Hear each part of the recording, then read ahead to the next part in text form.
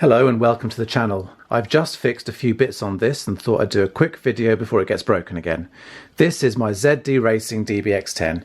I've had it for about 6 months now and it's had a fair bit of use, as you can tell from the dirt and scratches. Keep watching to find out what I've broken, what I've upgraded and how I've set it up.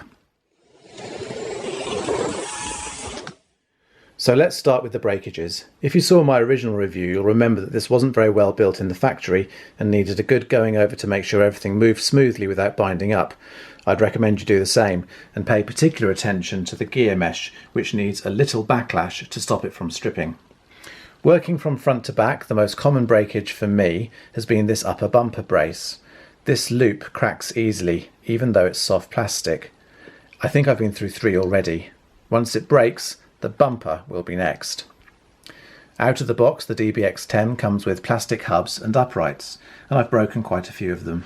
Normally, they'll take the drive shaft with them at the same time. I've upgraded to the optional aluminium parts, which are a lot stronger, although strangely enough, they aren't a great fit. I had to grind them down a bit with my Dremel to stop them from fouling the suspension arms.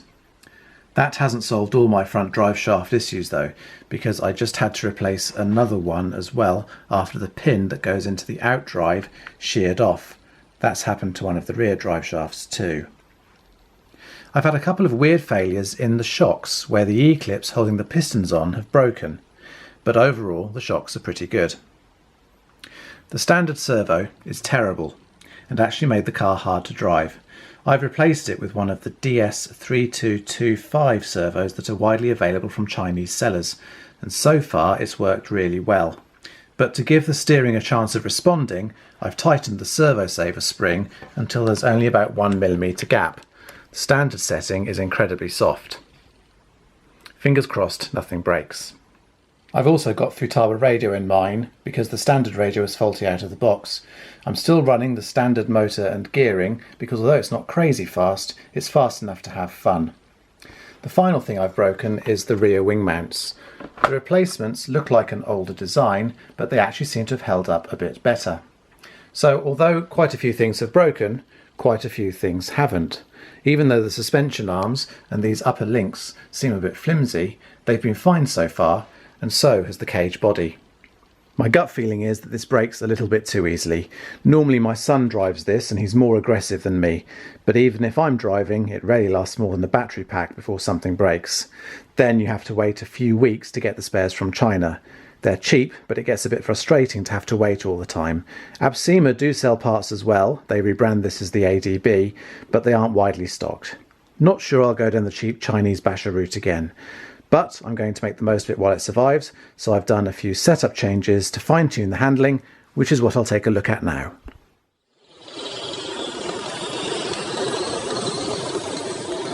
Up front we've got the ride height set to drive shafts level, with the shocks on the inner hole on the wishbone. Camber is set to 1 degree negative and toe in is at 0.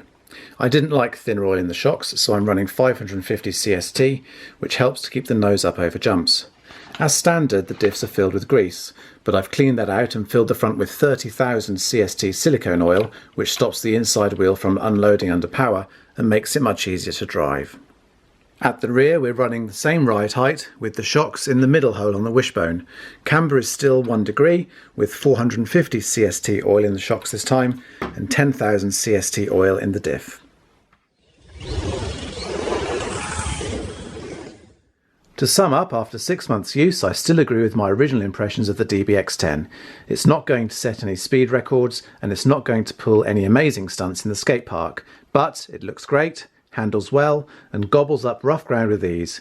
If only it lasted a bit longer between breakages.